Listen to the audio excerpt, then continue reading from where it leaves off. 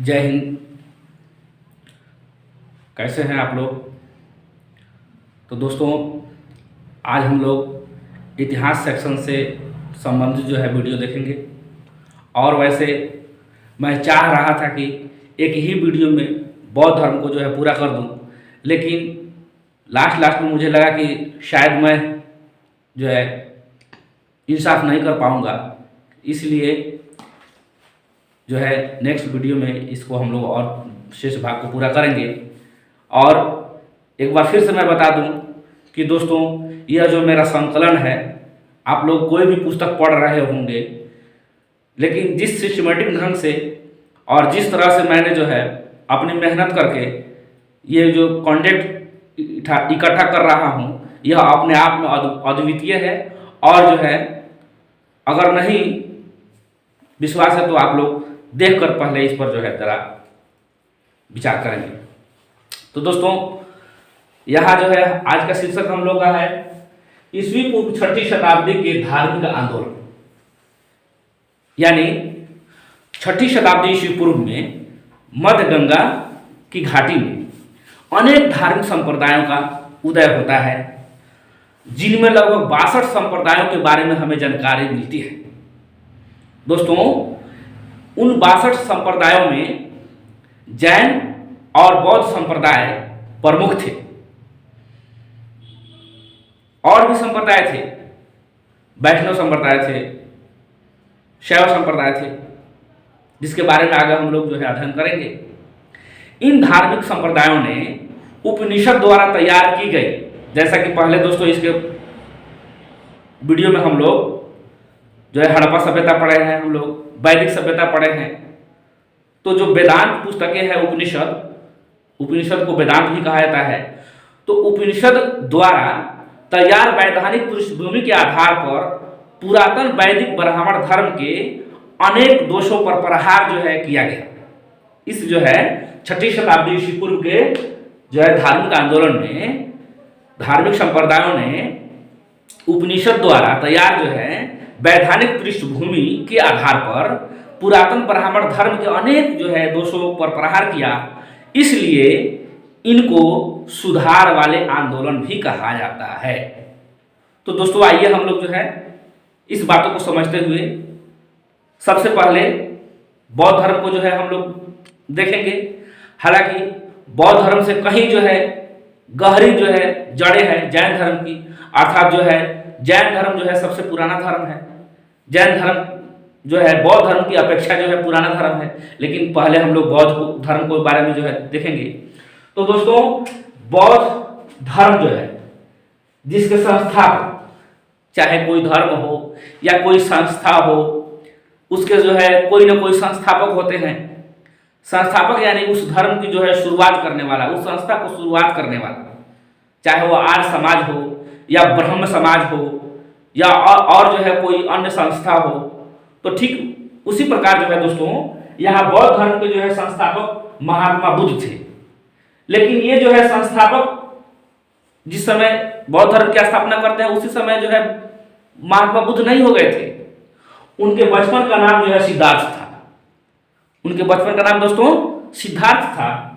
उनका जन्म 563 ईस्वी पूर्व में वर्तमान जो है नेपाल के तराई में, और वैशाख पूर्णिमा के दिन। यहाँ वैशाख पूर्णिमा के बारे में मैं दोस्तों बता दूं कि महात्मा बुद्ध से संबंधित जो है जितनी भी महत्वपूर्ण घटनाएं घटी हैं, चाहे जो है उनका जन्म हो या गृह त्याग की घटना हो या उन्हें ज्ञान की प्राप्ति हुई हो या जो है उनको निर्वाण प्राप्त हुआ हो, यानी उनकी जो मृत्यु हुई हो, ये सभी घटनाएं जो है वैशाख पूर्णिमा के ही दिन जो है हुआ है। यह भी एक जो है दोस्तों ये अपने आप में एक जो है विडंबना है। तो दोस्तों, महात्मा बुद्ध का जन्म 563 ईस्वी पूर्व में वैशाख पूर्णिमा के दिन नेपाल के तराई में स्थित कपिलवस्तु के लुम्बिनी ग्राम, जिसे वर्तमान में रुम्मीदेई कहा जाता है, लुम्बिनी ग्राम में शाक्य क्षत्रिय कुल में हुआ था। ऐसे पूछा भी गया है दोस्तों कि महात्मा बुद्ध जो है किस कुल से थे, तो शाक्य कुल से थे, क्षत्रिय थे। उनके पिता शुद्धोधन शाक्य गणराज्य के प्रधान थे, जबकि माता कोलीय वंश की थी।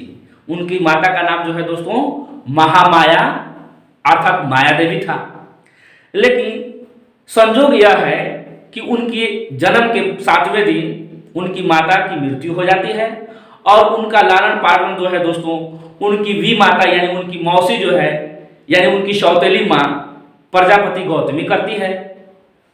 तो दोस्तों यहाँ हम लोग जो है देखें उनकी मौसी यानी सौतेली माँ का नाम प्रजापति गौतमी है। अब जो है हम लोग देखेंगे उनके विवाह के बारे में। तो यहाँ जो है उनका विवाह जो है 16 वर्ष की अवस्था में ही होता है। इसमें भी एक जो है दोस्तों संयोग है। संयोग यह है कि सिद्धार्थ जो है बचपन से ही ज्यादा जो है खेलने कूदने में जो है वह नहीं लीन रहते थे, वे एकांतवास पसंद करते थे। बचपन से ही सिद्धार्थ का ध्यान जो है दोस्तों आध्यात्मिक चिंतन की ओर था। इस बात को लेकर सदैव उनके जो है पिता और जो है बाकी गुरु और अन्य लोग जो है चिंतित रहते थे। यहाँ एक और जो है बात थी दोस्तों कि जब उनकी जो है जन्म कुंडली तैयार हो रही थी उस समय जो है यह कहा गया कि ये बड़ा होकर एक बड़ा ही जो है सन्यासी बनेगा। अब इस बात की चिंता जो है उनके पिता को बहुत जो है सताने लगी, क्योंकि उनके पिता जो है शाक्य गणराज्य के जो है मुखिया थे। इस बीच जो है दोस्तों उनके लालन पालन में बहुत जो है तरह के जो है मतलब शौकीन तरह से जो है उनका लालन पालन होता है। उन्हें खिलौने वगैरह बहुत सारे जो है उपकरण दिए जाते हैं, फिर भी उनका जो है ध्यान नहीं लगता है। अंततः उनके पिता जो है 16 वर्ष की आयु में उनकी शादी जो है यशोधरा से कर देते हैं। शादी बंधन में बंधने के बाद भी जो है वे जो है अपने दाम्पत्य जीवन से सुखी नहीं रहते हैं। वे हमेशा जो है अपने एकांतवास जो है व्यतीत करते रहते हैं। इसी बीच जो है दोस्तों शादी उनकी होती है 16 वर्ष की अवस्था में। उनकी शादी जो है यशोधरा से होती है। यशोधरा को जो है बौद्ध ग्रंथों में अन्य नामों से भी पुकारा गया है दोस्तों, जैसे बिंबा, गोपा, भद्रकच्छन आदि। लेकिन शादी के जो है लगभग 12 वर्षों के बाद जो है दोस्तों 28 वर्ष की अवस्था में उन्हें एक पुत्र रत्न की प्राप्ति होती है। 28 वर्ष की अवस्था में उन्हें जो है दोस्तों एक पुत्र रत्न की प्राप्ति होती है, यानी उनके पुत्र का नाम जो है राहुल था।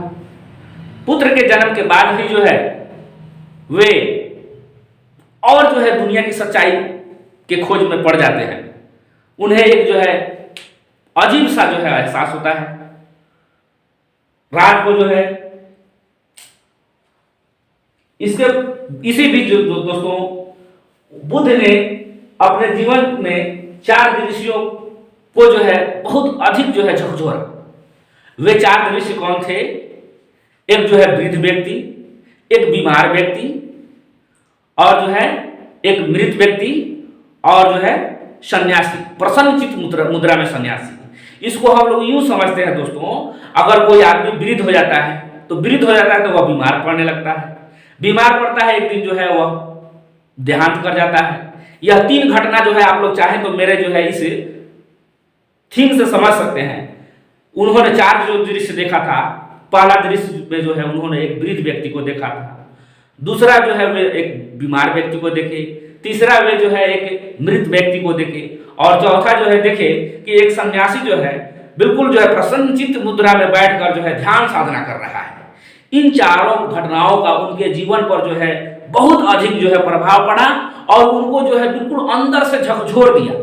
अंततः दोस्तों उन्होंने 29 वर्ष की अवस्था में अपनी पत्नी को, अपने पुत्र को सोते हुए छोड़कर, अपने महल में सोते हुए छोड़कर चुपचाप जो है अपने सारथी को लेते हैं और जो है अपने घोड़ा को लेते हैं और आकर जो है अपने राज्य से बाहर आते हैं और फिर जो है अपने सारथी को वचन देकर वहां से वापस कर देते हैं और फिर जो है वे सत्य की खोज में निकल पड़ते हैं। तो दोस्तों यहाँ देखिएगा 29 वर्ष की अवस्था में पत्नी और बच्चे को सोते हुए छोड़कर उन्होंने गृह त्याग किया। बौद्ध ग्रंथ में गृह त्याग की घटना को महाभिनिष्क्रमण कहा गया है। अब जो है दोस्तों गृह त्याग के बाद सिद्धार्थ जो है अनोमा नदी के तट पर, कौन सी नदी के तट पर? अनोमा नदी के तट पर अपना सिर मुड़वाया और उन्होंने जो है भिक्षुओं का कासाय जो ड्रेस होता है कसिया रंग का, उन्होंने कासाय जो है वस्त्र धारण किया और जो है वह सत्य की खोज में निकल पड़े। चलते चलते वे जो है वैशाली के पास आते हैं। वैशाली के समीप जो है एक जो है दोस्तों सांख्य दर्शन के आचार्य थे, उनसे उनकी मुलाकात होती है। वे जो है उनकी शिष्यता ग्रहण करते हैं। अलार कलाम के जो है सानिध्य में कुछ दिन सांख्य दर्शन की शिक्षा लेते हैं। एक बार फिर जो है वे संतुष्ट नहीं होते हैं और अलार कलाम को छोड़कर फिर जो है निकल पड़ते हैं। जाते जाते वे जो है दोस्तों राजगिरी के समीप जाते हैं, अपने जो है दूसरे गुरु के पास, यानी प्रथम गुरु उनके जो है हुए अलार कलाम और दूसरे गुरु राजगिरी के पास गए जो है रुद्रक रामपुत के पास। वहां भी उन्होंने जो है रुद्रक रामपुत जो थे वे भी जो है बड़े ही आचार्य थे। तो दोस्तों उन्होंने रुद्रक रामपुत यानी धर्माचार्य के पास जो है जाकर उन्होंने शिक्षा ली। वहां से फिर जो है वे चल पड़े। चलते चलते उन्होंने उरुवेला यानी बोध गया पहुंचे। यही उरुवेला जो बाद में बोध गया के नाम से जो है जाना गया, बुद्ध की जो है ज्ञान प्राप्ति के बाद बोध गया कहलाया। 6 वर्षों की कठिन साधना के पश्चात दोस्तों इसमें जितना भी पंक्तियां लिखी गई है, एक एक पंक्ति जो है समझ लीजिए एक एक फैक्ट है। तो 6 वर्षों की कठिन साधना के पश्चात 35 वर्ष की अवस्था में निरंजना यानी फल्गु नदी के किनारे पीपल वृक्ष के नीचे जो है उन्हें वैशाख पूर्णिमा की रात्रि को ज्ञान प्राप्त हुआ। ज्ञान प्राप्ति के बाद बुद्ध कहलाए और जिस जगह पर जो है वे ज्ञान प्राप्त किए वह जगह जो है दोस्तों बोध गया कहलाए। बुद्ध के जो है अन्य नाम जो है तथागत मिलता है, जिसका अर्थ है सत्य है ज्ञान जिसका। बुद्ध का एक अन्य नाम तथागत भी मिलता है दोस्तों। अब ज्ञान प्राप्ति के बाद जो है उनका जो है नाम तथागत पड़ गया, बुद्ध पड़ गया। अब जो है गौतम बुद्ध के नाम से जाने गए। शाक्य कुल में जन्म लेने के कारण उन्हें शाक्य मुनि भी कहा गया। ज्ञान प्राप्ति के बाद दोस्तों वे जो है अपने धर्म का प्रचार प्रसार करने के लिए निकल पड़े। चलते चलते वे जो है ऋषिपत्तनम जाते हैं। ऋषिपत्तनम में जो है दोस्तों सर्वप्रथम वे जो है वहां पे पहुंचकर 5 ब्राह्मण सन्यासियों को जो है वहां पे वे जो है उपदेश दिए। ऋषिपत्तनम वही दोस्तों वर्तमान जो है वाराणसी उत्तर प्रदेश में है, यही ऋषिपत्तनम है दोस्तों। तो उन्होंने जो है 5 ब्राह्मण सन्यासियों को अपना प्रथम उपदेश दिया, जिसे बौद्ध धर्म में धर्म चक्र परिवर्तन कहा जाता है। एक तो जो है दोस्तों उन्हें गृह त्याग की घटना जिसे महाभिनिष्क्रमण कहा जाता है, और जो प्रथम जो है उपदेश देते हैं उसको धर्म चक्र परिवर्तन कहा जाता है। और बुद्ध ने अपना प्रथम जो है उपदेश कहाँ दिया था दोस्तों, तो ऋषिपत्तनम यानी सारनाथ में दिया था, वर्तमान वाराणसी में। महात्मा बुद्ध ने महात्मा बुद्ध ने तपस एवं कल्लिक नामक 2 शूद्रों को बौद्ध धर्म का सर्वप्रथम अनुयायी बनाया। उन्होंने भले ही ऋषिपत्तनम में 5 ब्राह्मण सन्यासियों को जो है वो प्रथम उपदेश दिया, जिस घटना को जो है दोस्तों प्रथम जो है उपदेश की घटना को जो है धर्म चक्र परिवर्तन कहा जाता है, लेकिन वो बौद्ध धर्म में उन्होंने सर्वप्रथम जो है 2 शूद्रों को अपने जो है धर्म में प्रवेश किया। वे 2 थे तपस्य एवं कल्लिक। बुद्ध ने अपने जीवन का सर्वाधिक उपदेश जो है कोशल देश की राजधानी श्रावस्ती में दिया। अपना प्रचार का केंद्र जो है उन्होंने मगध को बनाया। इसके बाद जो है आगे हम लोग देखेंगे दोस्तों, बुद्ध के प्रसिद्ध अनुयायी शासकों में बिंबिसार, प्रसेनजीत तथा उदयन थे। मगध के राजा बिंबिसार, बारी से हम लोग सबके बारे में देखेंगे दोस्तों। तो मगध के राजा बिंबिसार ने उनके निवास के लिए बेनुमन नामक विहार बनवाया। वही बिंबिसार है जो दोस्तों जब जो है महात्मा बुद्ध जो को पांडु नामक रोग से ग्रसित हो जाते हैं, तो बिंबिसार जो है अपने राजवैद्यों को जो है उनकी सेवा शुश्रूषा के लिए भेजते हैं। लिच्छवियों ने उनके निवास के लिए महावन में प्रसिद्ध कुटाग्रशाला का निर्माण कराया। ये दोनों जो है टर्म जो है दोस्तों बेनीवन जो है बिंबिसार और लिच्छवियों ने उन्हें जो है कुटाग्रशाला जो है का निर्माण करवाया। वैशाली की प्रसिद्ध नगर वधु यानी वैशाली की प्रसिद्ध जो है नगर नृत्यांगना नगर वधु उनकी शिष्या बनी तथा भिक्षु संघ के निवास के लिए उन्होंने आम्र वाटिका जो है प्रदान किया। अगला है दोस्तों, वैशाली में प्रिय शिष्य आनंद के कहने पर, यानी उस समय तक जो है दोस्तों बौद्ध संघ में महिलाओं को प्रवेश वर्जित था, लेकिन वैशाली में ही उन्होंने जो अपने प्रिय शिष्य आनंद के कहने पर महिलाओं को संघ में प्रवेश की अनुमति दी, और इस प्रकार जो उनकी मौसी यानी गौतमी थी, प्रजापति गौतमी, वह बौद्ध धर्म में शामिल होने वाली प्रथम जो है महिला बनी। देवदत्त के बारे में जरा हम लोग जान ले दोस्तों। देवदत्त जो है महात्मा बुद्ध का जो है चचेरा भाई था। देवदत्त जो है महात्मा बुद्ध के शरण में आता है, उनसे शिक्षा लेता है, लेकिन बाद में वही देवदत्त जो है दत्त जो है उनका विरोधी जो है बन जाता है। वह बौद्ध धर्म के जो है शीर्ष पर अपने को स्थापित करना चाहता है, लेकिन इसमें वह जो है कामयाब नहीं होता है। इसके बाद जो है दोस्तों हम लोग कौशल राज्य के अनाथ पिंडक नामक एक धनी व्यापारी के बारे में जो है देखेंगे। कौशल जो है राज्य के अनाथ पिंडक नामक एक धनी व्यापारी था, जो महात्मा बुद्ध को जो है जेतवन बिहार दान में दिया था। उसी तरह से जो है दोस्तों प्रसेनजीत, यानी यही प्रसेनजीत जो अपने पूरे परिवार के साथ अपने लाखों जो है राज्य के लोगों के साथ जो है महात्मा बुद्ध के शरण में आता है, बौद्ध धर्म की जो है दीक्षा लेता है, और महात्मा बुद्ध को जो है वह पुब्बा नाम बिहार जो है दे देता है। अब हम लोग दोस्तों देखेंगे महात्मा बुद्ध ने जो है अपनी अंतिम वर्षा वैशाली में बिताई। अंतिम वर्षा से यहाँ इसलिए कहा गया है क्योंकि अंतिम वर्षा बिताने के बाद उन्होंने जो है अंत में मल्लों की जो है राजधानी पावा पहुंचते हैं। वहां चुंद नामक जो है एक लुहार के आम्र वाटिका में ठहरते हैं। वह चुंद नामक जो है लुहार उनको शुक्र मधो, वैसे कहा जाता है कि सुअर का मांस जो है उन्हें खाने के लिए देता है। वे जो है खा लेते हैं और उनसे जो है रक्तस्राव जो है डिहाइड्रेशन हो जाता है, उन्हें जो है पेचिश रोग हो जाता है, और इस प्रकार जो है वहां से फिर वे चलकर मल्लों की राजधानी जो है कुशीनगर आते हैं, जो वर्तमान देवरिया जो है उत्तर प्रदेश में है, वहां आते हैं।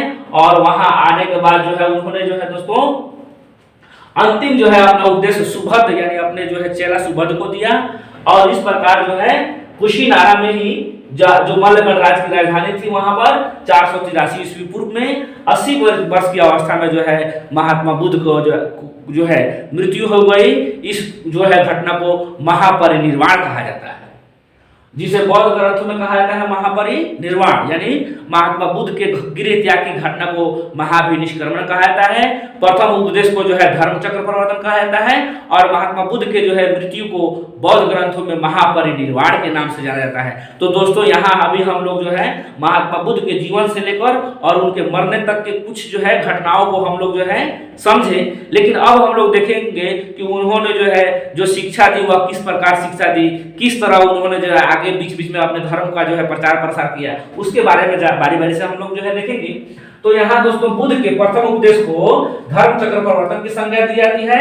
उनका यह उपदेश दुख के कारण तथा उसके समाधान से संबंधित है। इसे ही 4 आर्य सत्य कहा जाता है।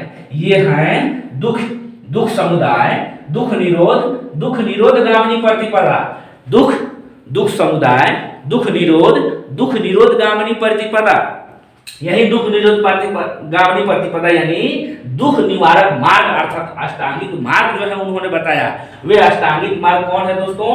तो अष्टांगिक मार्ग 8 हैं, जो इस प्रकार हैं: सम्यक दृष्टि, सम्यक संकल्प, सम्यक वाक्, सम्यक कर्मान, सम्यक आजीव, सम्यक व्यायाम, सम्यक स्मृति, सम्यक समाधि।